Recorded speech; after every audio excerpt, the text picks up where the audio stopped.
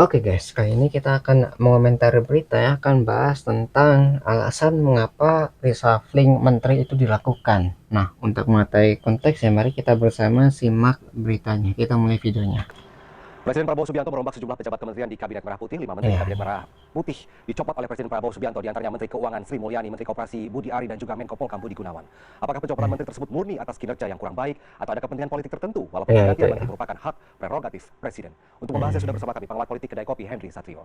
Ya, jadi gara-gara politik kah atau gara-gara kinerja kah atau mungkin ada evaluasi lainnya yang bisa membuat ini ya, ada pergantian atau reshuffling menteri seperti ini. Karena itu besar loh. Menteri kan yang setidaknya bisa mengatur fungsi-fungsi negara.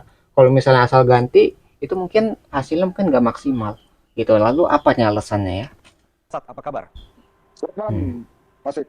Mas Hensat, apa tanggapan dari 5 pos menteri yang direshuffle oleh Presiden Prabowo Subianto Ya hari ini ini? apanya alasannya ya? Ya, ada beberapa menteri memang nampaknya dicopot akibat peristiwa 24-28 Agustus ya, pada saat Ya, ada kerusuhan demonstrasi kemarin. yang besar sekali di beberapa daerah di Indonesia. Menurut saya Menko Polhukam dicopot karena itu tuh, karena ada beberapa hal yang menurut saya memang dia kecolongan.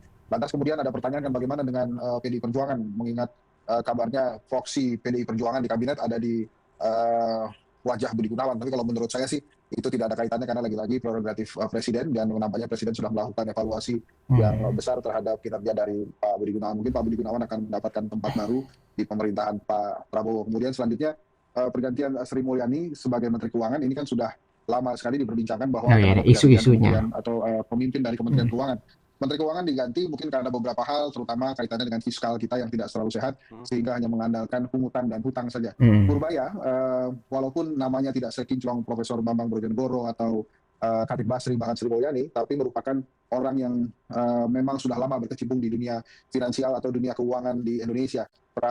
Setahu saya dan seingat saya, Mas Purbaya ini merupakan orang dekat juga dengan Pak Prabowo, dan di beberapa kesempatan terakhir pada saat Pak Prabowo membacakan nota APBN itu CNN juga pasti punya tuh klipnya pada saat Pak Prabowo menyalami beberapa kepala lembaga, karena Purbaya juga kepala LPS saat itu sempat ada kode-kode dari Pak Prabowo untuk bicara empat mata. Dia bilang, oh ya kita bicara empat mata ya. Nah itu tertangkap kamera jelas Hmm. sekali. Nah sebetulnya yang mengagetkan Jadi adalah udah digantinya diskusinya udah Menpora ada. ya, karena atau menurut saya yang paling dekat analisanya adalah juga akibat dari peristiwa 28 Agustus, karena dianggap tidak mampu berkomunikasi secara optimal dengan para pemuda, elemen-elemen pemuda yang ada di Indonesia. Hmm. Sementara Karding diganti mungkin juga karena dua hal kontroversi dia. Yang pertama adalah meminta remaja atau pemuda Indonesia mencari kerja di luar negeri, padahal sebelumnya ada tagar kabur aja dulu yang langsung dikritisi oleh pemerintah. Kemudian kedua, mungkin Kayak beredarnya komunikasinya lagi. foto bersama Menteri Kehutanan Raja Juli Antoni yang bermain mayong atau domino dengan salah satu pengusaha kehutanan ya. Nah, Hmm. Budi Aristiadi juga merupakan hal yang mengejutkan juga menurut saya, karena dia baru saja dipercaya oleh Pak Prabowo mengurus flagship program Pak Prabowo, yaitu Koperasi Merah Putih. Walaupun secara politik kecil kemungkinannya bila sebuah program flagship dari seorang presiden itu dikerjakan oleh orang yang tidak dalam lingkaran presiden, maka diangkatnya Hmm. Ferry Juliantono sebagai Menteri Koperasi sangat tidak mengejutkan, karena Ferry adalah kader Gerindra. Jadi flagship programnya Pak Orang Prabowo dekat itu ya. akan diurus oleh kader Gerindra secara langsung. Nah, Jadi orang partai. Jadi kayak setidaknya tahu nih dekat sama Bapak Presidennya supaya kalau ada apa-apa dia bisa langsung komunikasi dan enak juga gitu ya nanya-nanya atau ada misalnya ada masalah gitu itu bisa langsung ditangani. Karena kan dekat dan orangnya kenal gitu ya satu partai gitu. kementerian atau Menteri Haji dan Umroh kan itu hanya menjalankan amanat undang-undang saja. Nah, yang jadi pertanyaan publik saat ini, kapan pengganti Menko Polhukam atau Menko Nah, itu. Polhukam baru yang saat ini dijabat rangkap oleh Pak Safri Samsudin itu segera diumumkan. Demikian pula Menteri Pemuda dan Olahraga. Ada santer mengatakan bahwa Menteri Pemuda dan Olahraga tidak lagi menjadi milik Partai Golkar, karena Hmm. perwakilan Partai Golkar sudah menjabat sebagai Menteri P2MI gitu ya, sehingga mungkin Menpora akan dijabat sosok di luar Partai Golkar, bisa jadi Partai Gerindra atau profesional lainnya. Bahkan ada desas-desus yang mengatakan sangat mungkin wakil menteri Menpora saat ini Taufik Hidayat yang akan menempati posisi Menpora. Jadi memang Oke, naik jabatannya. apa yang dilakukan oleh Pak Prabowo hari ini memang sesuai dengan gayanya dia tuh. Pak Prabowo tuh kalau mau reshuffle ya jangan digembar-gemborkan oleh media gitu. Kalau tidak digembar-gemborkan media malah kejadian seperti sore ini. Tapi ini tidak jauh dari pakem kecintaan Pak Prabowo yaitu angka 8. Oke, oke. Bang Hensat, dari 5 menteri yang dicopot ada 3, di antaranya Sri Mulyani, ada Budi Gunawan dan juga Menteri Koperasi yang disebut-sebut dekat hubungannya dengan Presiden ke-7 Jokowi. Apa komentar Anda, Bang Hensat? Ya, 4 Ya, menteri era masa Jokowi politiknya diganti. nih ya. Pak Budi Gunawan, kemudian Budi Ari, Sri Mulyani, dan Dito Aryo Tejo. Ya, ini mungkin ingin membuktikan kepada rakyat Indonesia bahwa Pak Prabowo memang sejak dahulu independen dan memang mengangkat menteri-menteri dari era Pak Jokowi memang karena kebutuhannya. Jadi kan ada yang mengatakan bahwa wah Pak Jokowi dan Pak Prabowo renggang. Nah, ini kalau menurut saya kata renggang itu kurang tepat digunakan ya. Kenapa? Karena anaknya Pak Jokowi kan masih menjadi wapresnya Pak Prabowo, sorry Mas Gibran. Jadi selama Mas Gibran masih jadi wapresnya Pak Prabowo, saya rasa tidak ada alasan kita mengatakan bahwa hubungan Pak Prabowo dan Pak Jokowi renggang. Ya. Bang Hensat, Sri Ya, Mulyani jadi diganti politiknya Bayuni atau tuh. sepak terjang Sri Mulyani ini saat menjabat Menteri Keuangan dari kabinet ke kabinet ya. Sri Mulyani dalam sejarahnya ini pernah mengundurkan diri waktu kabinet SBY. Pak SBY. SBY Ya. begitu ya. Salah satunya dia tidak suka dengan kebijakan-kebijakan Presiden SBY kala itu. Jadi tekanan politiknya begitu besar.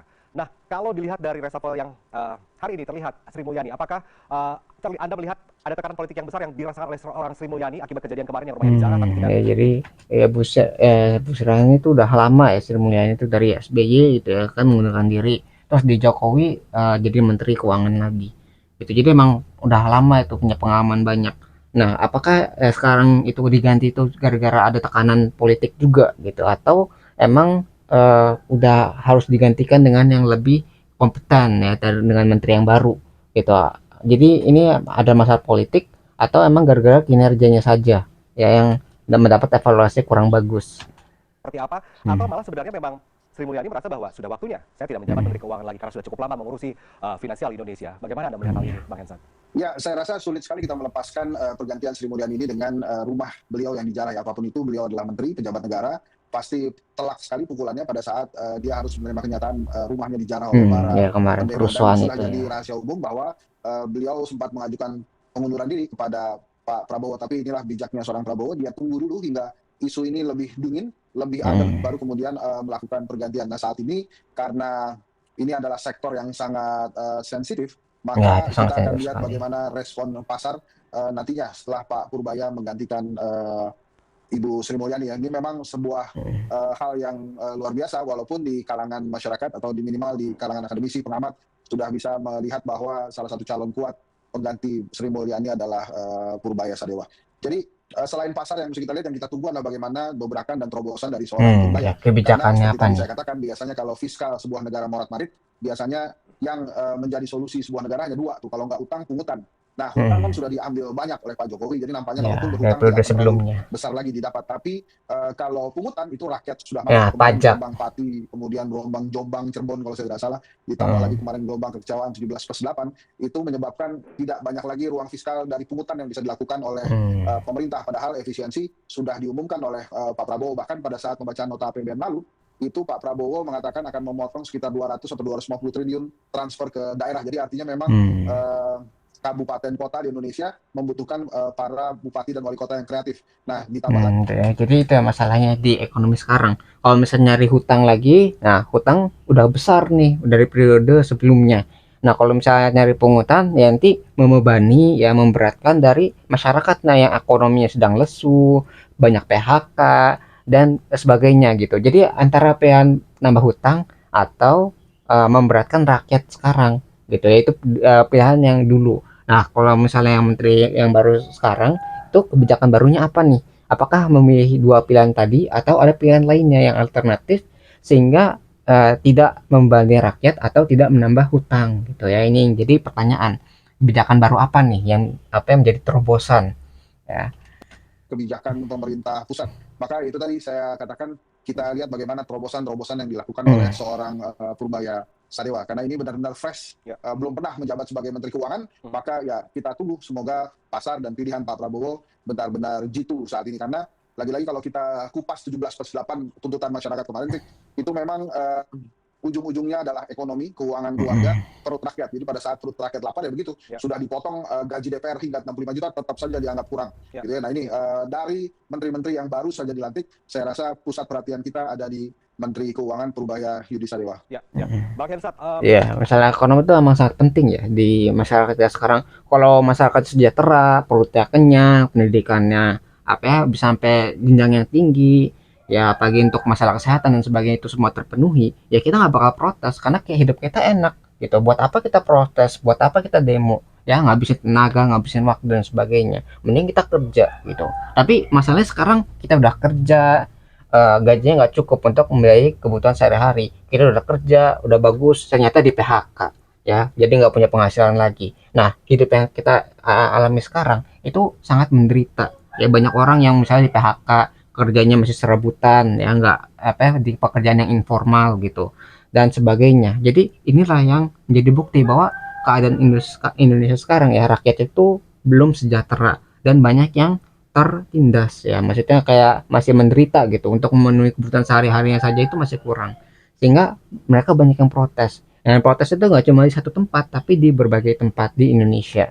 Nah ini membuktikan bahwa banyak orang yang tidak sejahtera gitu, makanya harus ada perubahan ya, dari mungkin dari pemerintahnya itu memberikan kebijakan-kebijakan yang pro rakyat ya, yang mendukung keadaan rakyat yang sedang kesulitan sekarang. belum diumumkan oleh Presiden Prabowo Subianto di tengah situasi politik dan keamanan saat ini di Indonesia. Menurut Anda, sosok seperti apa sih yang diperlukan untuk duduk Ya, sebagai ini Menko Polkam saat ini? apa nih yang kita Sudah beberapa kali butuhkan? Menko Polkam justru dijabat oleh sipil ya, sebelumnya adalah Pak Mahfud MD. Jadi bisa saja kemudian Pak Prabowo meneruskan apa namanya citra atau tradisi menteri-menteri Menko Polkam sebelumnya yang dijabat oleh sipil. Tadi kan sempat ada gunjang-ganjing pada saat Rosan Roslani juga hadir di istana ya. Sempat juga ada apakah Rosan akan mengisi salah satu posisi yang akan diganti, tapi nampaknya belum. Nah ini ada kemudian bisa menduga-duga kira-kira siapa yang akan diangkat. Ada yang mengatakan Pak Syafri Samsudin akan naik di level Menko karena memang beliau dekat dengan Pak Prabowo dan mengerti Pak Prabowo. Tadi saya sambil jalan, teman-teman UMKM kaki lima justru meresponnya lebih menarik lagi. Dia tanya ini menteri-menteri baru ini akan retret juga nggak ke Magelang atau langsung kerja ya? Saya bilang ya nanti itu terserah lah. Gitu. Bang Hensat, apakah mungkin seorang Prabowo Subianto akan mengangkat Menteri Menko Polkam ini dari kalangan purnawirawan TNI misalnya, karena memang Prabowo ini memang sedikit karakternya agak militeris begitu. Tapi kalau kita berkaca pada kejadian 2 pekan lalu begitu ya, masyarakat Indonesia begitu tidak percaya dengan profesionalitas TNI, Polri dan kawan-kawan dan sejenisnya begitu. Apakah kemungkinan Menko Polkam ini tidak akan dijabat oleh seseorang yang pernah duduk dalam lembaga TNI? Anda melihatnya seperti apa, Bang? Nah, dua-duanya mungkin ya, karena bisa jadi sebelumnya dijabat oleh Pak Budi Gunawan, sebelumnya adalah BIN, sebelumnya juga polisi, wakil Kapolri. Dari Mungkin juga militer ada beberapa sama nama yang aparat memang keamanan didesas-desuskan ya. mengisi itu selain pejabat sipil, itu juga bisa datang dari pejabat kepolisian, salah satunya adalah nama Kapolri Listio Sigit yang akan menempatkan itu. Tapi ya tetap saja kita tunggu karena nampaknya juga publik menantikan desas-desusnya macam-macam. Ada nama Pak Listio Sigit, ada nama Panglima TNI, ada nama-nama sipil yang lain gitu ya, yang memang dirasa pantas mengisi jabatan itu. Ya. Lagi-lagi Pak Prabowo pernah mengatakan ke kita semua bahwa nilai atau skor dari kinerja pemerintahannya itu hanya 6, maka kemudian dia berusaha masih untuk di bawah memperbaiki untuk menjadi 7, 8, 9, harapan. dan caranya adalah dengan mengganti pemain. Itu minimal dalam sepak bola kita bisa lihat gitu ya, bila kesulitan menyerang dan terus-menerus diserang, maka ada pergantian pemain untuk memperbaiki permainannya. Kita tunggu saja sebagai rakyat. Memang yang paling strategis itu adalah Kementerian Keuangan karena itu ada kaitannya dengan perut rakyat gitu ya, dengan segala hormat gitu dengan yang lain. Tapi ya kita memang menunggu apa kira-kira program-program dari seorang Purbaya Yudi Sadewa nanti. Ya, siapapun pejabat secara yang akan dipilih untuk ekonomi mengisi menteri yang kosong bisa bekerja dengan baik, bisa mencari tujuan dengan baik. Iya kan ini masih ada beberapa yang kosong, sorry. Ya. Kayak misalnya Wamenaker kosong jadinya, Wamen Koperasi juga betul kosong ya. gitu. Jadi mungkin ada beberapa nanti yang akan dilakukan reshuffle lanjutan untuk mengisi itu, atau ya memang Pak Prabowo selalu punya opsi tidak mengisi posisi yang kosong itu. Oke, siap. Terima kasih banyak atas insight-nya Bang Hensat. Terima kasih atas waktu Anda bergabung bersama kami dalam Sama-sama. kinerja yang sudah dilantik hari ini oleh Presiden Prabowo. Terima kasih, selamat malam Bang Ya, Hensat. jadi pelantikan sekarang tuh masih belum selesai sampai seutuhnya karena tadi ada yang bagian yang masih double gitu karena masih kosong kan, masalah pertahanan sama Menko Polhukam itu kan masih dirangkap gara-gara belum ada yang bisa menggantikan. Jadi emang reshuffling ini masih berlanjut ya. Yang ini masih tahap awal nih pelantikannya. Ya udah ada berapa yang kepilih yang mungkin sangat strategis kayak di bagian ekonomi ya, bagian keuangan itu juga sangat penting. Kalau misalnya itu nggak segera sahkan atau diganti, mungkin Indonesia tuh keadaannya nggak berubah. Jadi harapannya dari masyarakat adalah ketika diganti menterinya itu memiliki kebijakan-kebijakan baru, ya terobosan-terobosan yang berbeda dari sebelumnya, yang hanya mengandalkan tadi antara hutang atau pungutan. Ya, pungutan itu pajak. Kalau pajak kan tadi memberatkan rakyat, kalau hutang itu memberatkan negara. Karena kan semakin besar hutang negara, nanti bunganya itu kan semakin besar juga. Nanti kalau semakin besar bunganya, nanti mungkin kita nggak bisa bayar bunga tersebut gitu ya di masa yang akan datang gitu. Jadi kalau misalnya hanya dua pilihan itu saja itu sangat-sangat terbatas. Nah, diharapkan setelah ada menteri baru nanti ada terobosan baru nih di luar dua pilihan tadi. Jadi ada alternatif, misalnya ada pengembangan tertentu, ide baru yang berbeda dari sebelumnya. Itu harapan Indonesia sekarang ya. Jadi bisa memperbaiki keadaan ekonomi yang sedang lesu, sedang banyak PHK, yang banyak inflasi ya, inflasinya tinggi dan sebagainya. Semoga itu bisa tercapai lah harapan kita semua ya tentang keadaan ekonomi yang kurang bagus sekarang di negeri ini. Itu ya mungkin yang bisa kita pelajari dari berita ini. Kalau kalian tertarik dengan sumber videonya, link sudah saya sediakan di deskripsi video.